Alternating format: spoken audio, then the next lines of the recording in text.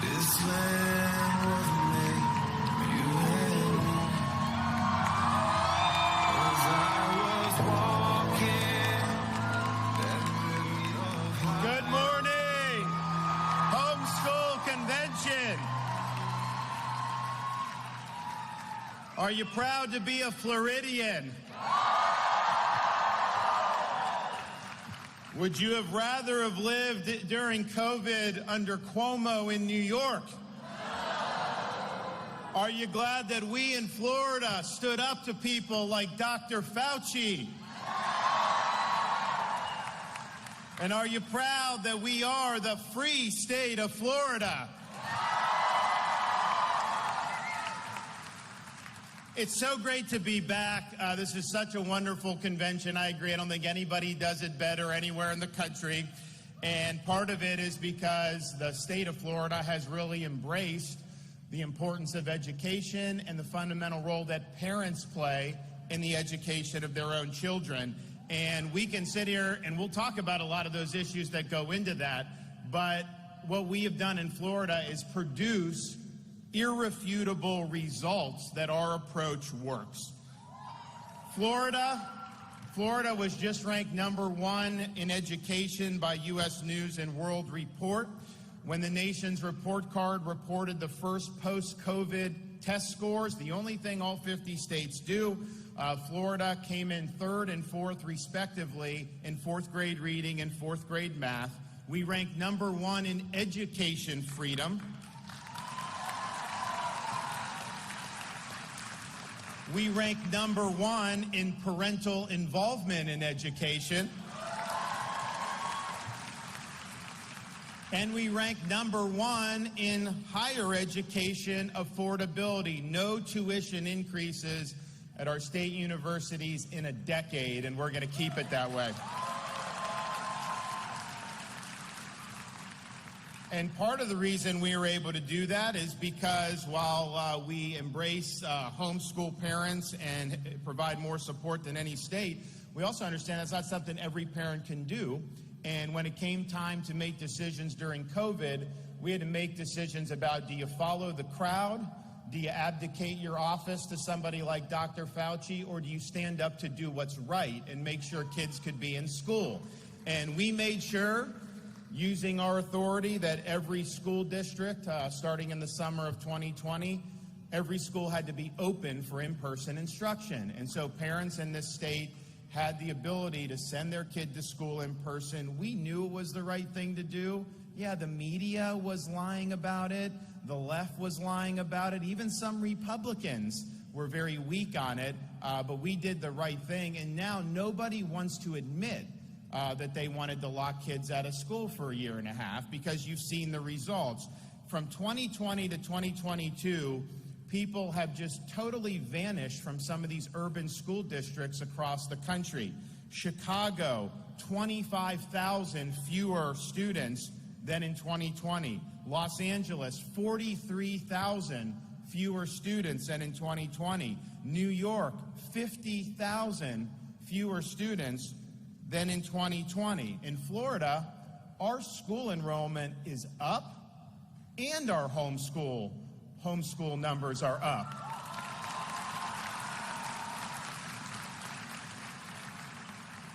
But you think of a place like Chicago, these kids, you're more likely to get shot than you are to get a world-class education in some of these places. What they are doing has been totally destructive. And I think back to COVID, when a lot of these school unions were doing everything they could to keep the kids locked out of school. They were trying to say it was too dangerous. And yet, in May, this is 3 years ago, late May of 2020, they started to do George Floyd protest. BLM riots came out of that. And people were saying, well, wait a minute, if you can't do school because of COVID, if you're saying people got to stay in their homes because of COVID, how is it okay to have thousands of people crowded together to do these protests? And many of them became riots. And you had health bureaucrats said, well, you shouldn't have kids in school, you shouldn't have economy open, but you absolutely should be out protesting regardless of COVID. And that's when you knew this was all a total fraud. They were using political ideology, and they were trying to control your behavior. They wanted to lock the kids out of school, not because it was too dangerous to have the kids in school, because they didn't want to have kids in school. And so we showed, and we really blew up that entire narrative in the state of Florida by standing against it. Obviously, when you saw the rioting going on in Minneapolis, I didn't just sit there and do nothing. I called out our National Guard. We were not going to let Florida cities burn down, and that did not happen here, and it will never happen here.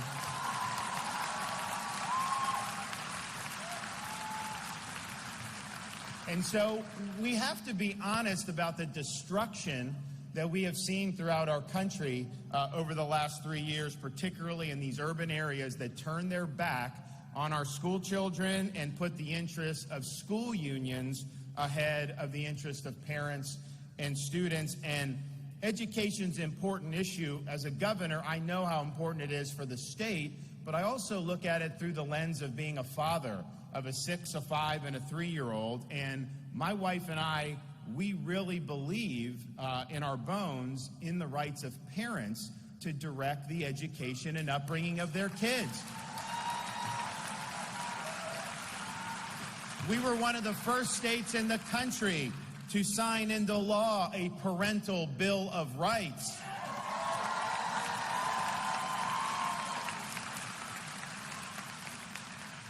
And part of parents' rights means you have a right as a parent to curriculum transparency. You have a right to know what is being taught in your kid's school, and if there are materials that are inappropriate because of age or they violate Florida standards, you have the right to blow the whistle on that. Now, we've had empowered parents to do that. Parents have been doing that, and most school districts have been fine, but there have been some that have done some really questionable things. So the parents will blow the whistle if they see something like pornographic books in a middle school library. Of course that is not appropriate, and so they will do that, and that book should not be there. The media, they try to say that this is, quote, banning books. But what you have in a school, you have to make judgments about what's appropriate or not. Doesn't mean you as adults can't buy these books. Some of them I don't know why you'd buy, but they're available in Florida. You go ahead and knock yourself out if you want to do that. But that's much different than what should be in front of a 10-year-old school child. And so the media, when they talk about book ban, understand that is a hoax. They are creating a false narrative. We actually did a press conference that we titled Exposing the Book Ban Hoax. And before I had any of the parents talk, before I even talked, we played a short video that just showed what it was the parents were objecting to. Had some graphic images, had some very graphic language, and the news stations who were covering that press conference had to cut their feed because they said it was too graphic. Well, if it's too graphic for the 6 o'clock news, how is it okay for a 10-year-old school child?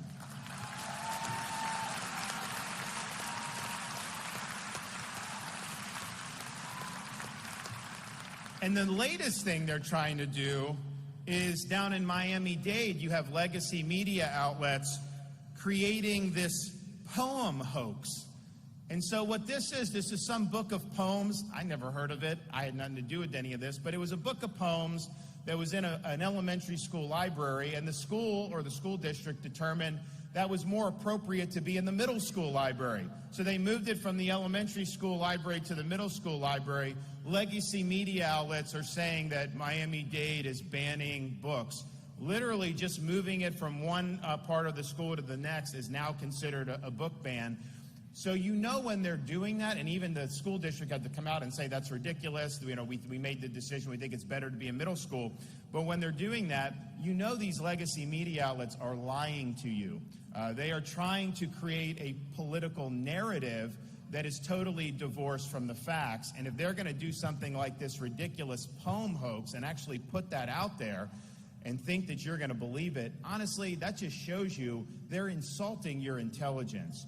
In our country, a republic requires citizens to be engaged, and if you are a citizen who's accepting legacy media outlets uncritically, their narratives uncritically, without using your own independent judgment, you are failing at your duty of being a conscientious citizen. Do not buy what they're trying to feed you. But I think to myself, why would it even be an issue that we would even be talking about having something in front of an 11-year-old where you have very explicit pornographic images in school? That would have never happened when I was growing up or any of you were growing up. And so you have it, and then we want parents to be armed with the ability to make sure their kids in a safe environment, and yet you have narrative and you have the left trying to jam this in. Make no mistake, they don't want the parents involved in education. They don't want the parents involved in education because they view you as an impediment to their ideological agenda. They view you as an impediment to their ability to indoctrinate kids with their beliefs and their agendas. I'm sorry, I choose our beliefs as parents over the beliefs of the ideological left.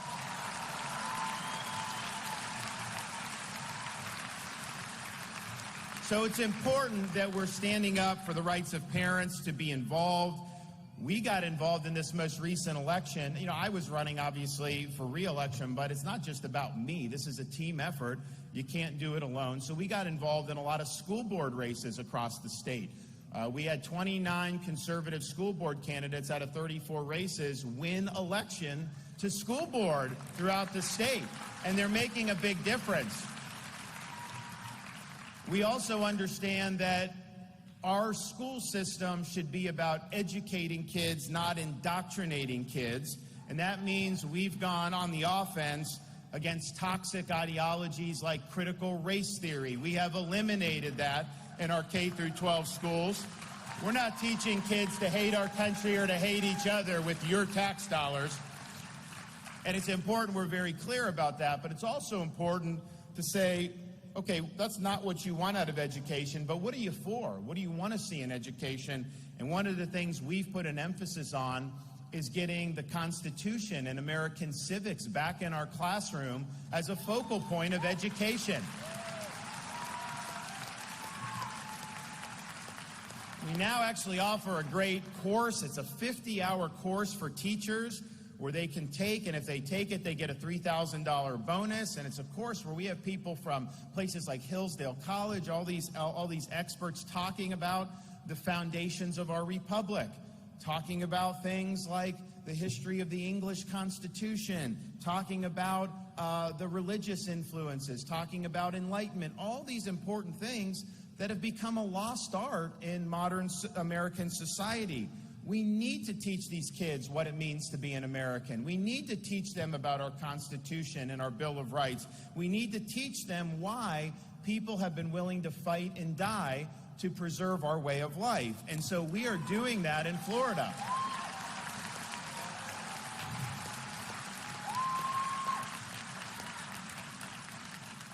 Part of the way we show the importance of being an American is contrasting that with other systems. And so we're the only state in this country that sets aside one day every year to teach our students about the evils of communist regimes throughout history. We're teaching the truth about Marxism and Leninism.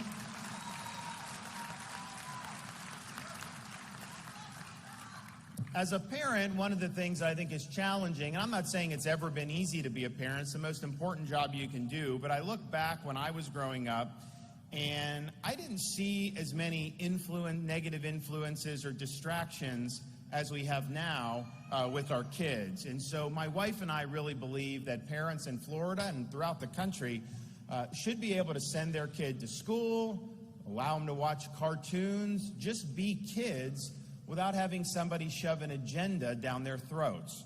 It is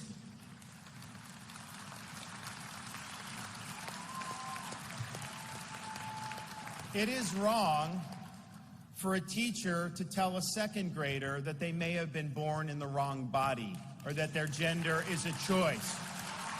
Gender ideology has no place in our education system, and we've made sure that it doesn't have a place in Florida. And we have put the kibosh on the use of pronouns. You cannot force a kid to choose pronouns in the state of Florida.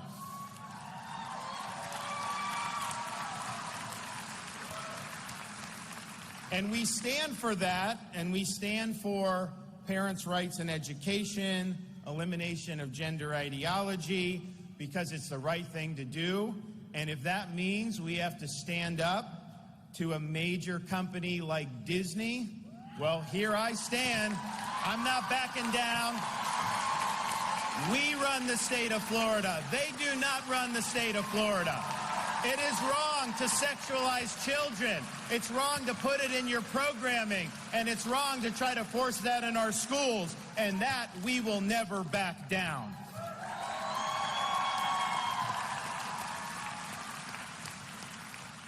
We also embrace opportunities for our girls and women athletes to compete in athletics with fairness and with integrity.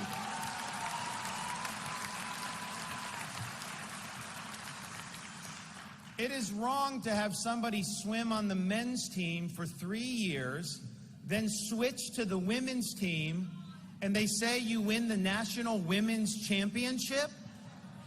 That is wrong. That's not only taking away opportunities from other women athletes, it's also asking us to be complicit in a fraud, because that is not true that you are the women's champion after swimming 3 years on the men's team.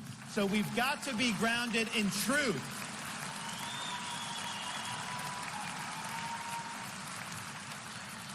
And it's sad that we even have to be discussing some of these things, but we have a responsibility to protect our youth from ideology run amok, including ideology in the medical profession.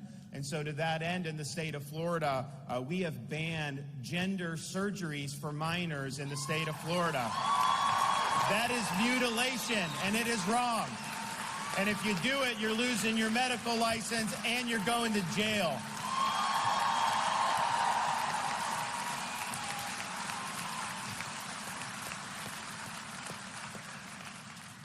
Nobody has done more to embrace parental choice in education more than the state of Florida. And under my administration, we have more school choice than any place in human history, probably, certainly any place in the United States of America, because we understand how important it is that parents are directing the education of their kids. So we just signed universal education savings accounts for every parent in the state of Florida. The money will follow the student. Obviously, we have programs where we want homeschool parents participating, and we're expanding those efforts as well. At the end of the day, not every school is going to be right for every kid, and parents, understandably, are looking at the education that their kids are getting, and a lot of it is good academics, but a lot of it is good values. A lot of it is making sure their education is grounded in their faith, and they have every right to do that. And in Florida, we've empowered parents to do that regardless of their income levels. And so we're proud of what we've done to be #1 in education freedom. But with this new bill I've signed, you ain't seen nothing yet.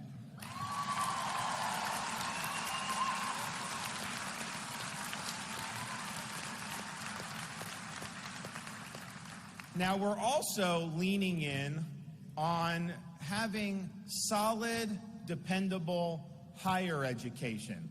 Because I think if you look around the country, a lot of parents look to see some of these universities and they wonder, if I send my kid to school after 18 years of raising them and putting in our values, is it just going to be undone in some indoctrination center in some very left-wing university? And unfortunately, too many universities in this country, the norm has been not to be pursuing truth or not to be giving students a foundation so they can think for themselves, but instead in trying to impose ideology, try to promote conformity of thinking, and even try to foment political activism. This higher education system in Florida is paid for by your tax dollars. They don't have a right to just do whatever they want. They need to be focused on the mission that the people of Florida want for our higher education system. And so we've made very clear that's exactly what we're going to do here in Florida. Now, I also point out, as proud as I am of having affordable colleges and universities, a 4-year brick and ivy education is not the only way you can be successful in this world, and indeed, it's not the best way for many people.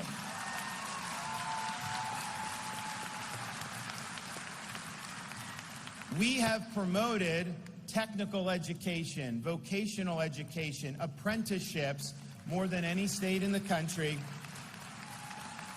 You can get training in some of these really important fields that are in high demand, and you could be making very good money at a very young age. You do that 4 or 5 years, kids get training in electrical, they're working 4 or 5 years, they start their own company and become entrepreneurs. There's a lot of great things you can do, and a 4-year degree is not some magic ticket to success. In fact, the students that get really good vocational training in things like welding and electrical, truck driving, all these things, a lot of times they do much better financially than a student that gets a degree in like zombie studies and goes $100,000 in debt with 6 years, under their belt. So we're very mindful of that, and we have a very clear message that doing a vocational track, you're not any less than somebody that goes to a college. It's all honorable stuff. In some respects, they're better pathways. And so that's our view on that, and we're going to continue to do it. At the same time, we have universities, and we want them to focus on the core mission that universities are supposed to fulfill. And we've taken steps to ensure that. In Florida now, because of our efforts, all tenured professors must undergo review every 5 years and can be let go for poor performance.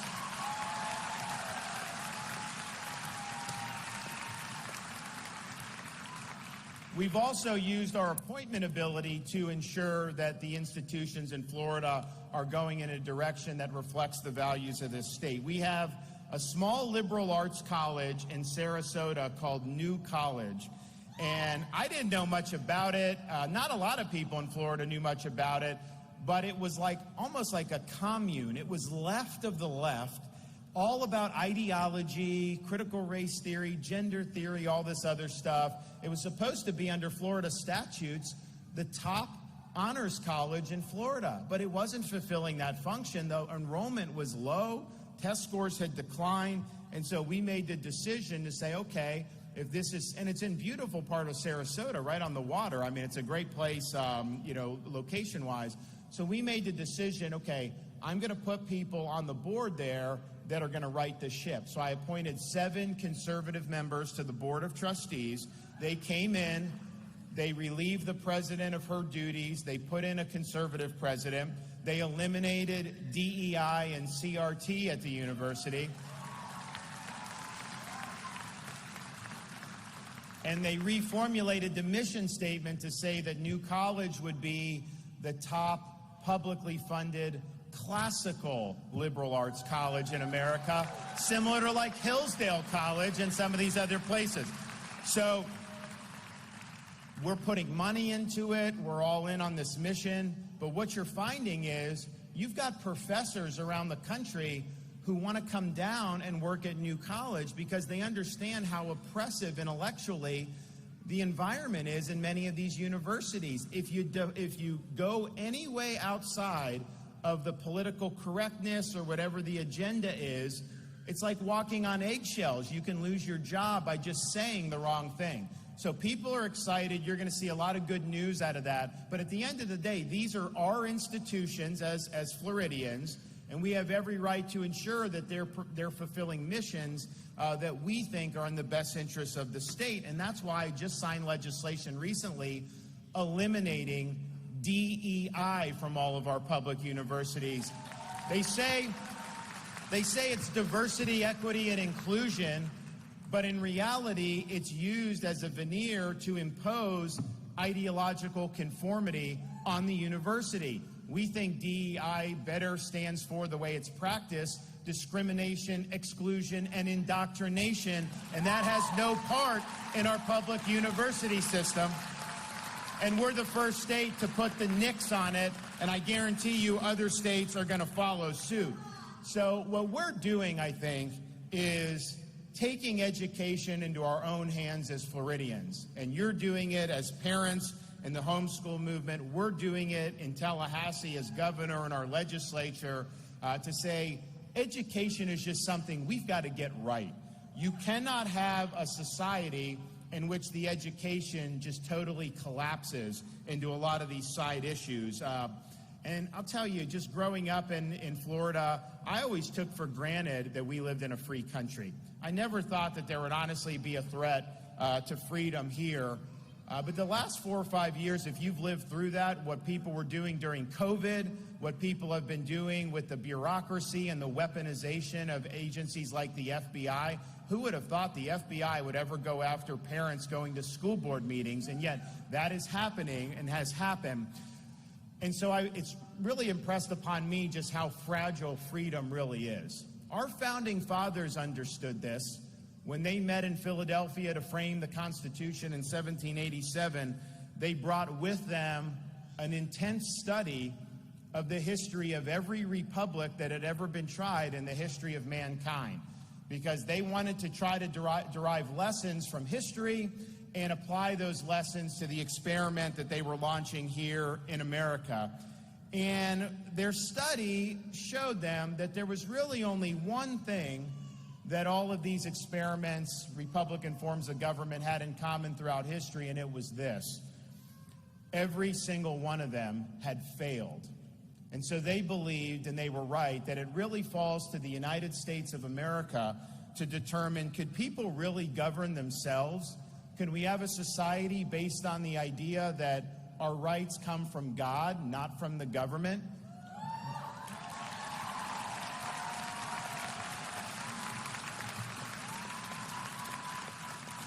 Could we have a society based on the idea of the rule of law, not the rule of individual men? Or was mankind forever destined to live under various forms of despotism? And they believed this society would answer that question for all of human history. When Dr. Benjamin Franklin was walking out of the Constitutional Convention in Philadelphia, he was approached on the street and asked, "Dr. Franklin, what have you given us, a republic or a monarchy?" His response was, "A republic if you can keep it." Franklin and the founders understood you could have the best Constitution in the world, you could have the best Declaration of Independence in the world. These things do not run on autopilot. They require citizens to be dedicated to constitutional principles and be dedicated to the cause of freedom. And that may mean you put on the uniform of your country like I have and go and serve overseas. And many people have given the last full measure of devotion in service to our country. It may just mean that you're engaged in your community as a parent, taking an interest in your kids' education, taking an interest in school board. There's a whole host of ways that you can uphold these core principles. I believe the survival of the American experiment requires a revival of true American principles. You are part of that revival. You give us hope that our next generation will carry the torch of freedom. You cannot, if you look at the decline in the corruption of education throughout our country, you cannot look at that as any other thing other than posing a mortal threat to the viability of a free society. What you're doing is fighting back against that. What we're doing in Tallahassee, by empowering parents, by providing curriculum transparency, by fighting gender ideology and CRT and elevating civics, we are doing our part to ensure that freedom survives into the future. Florida is doing it right. Florida is taking on the key issues head on. So much easier to just sit there like a potted plant and not want to get involved in these issues because people fire at you when you take a stand. Heck, a lot of these Republicans are out there saying that we should cave to Disney and give them corporate welfare. Not on my watch, that's not happening.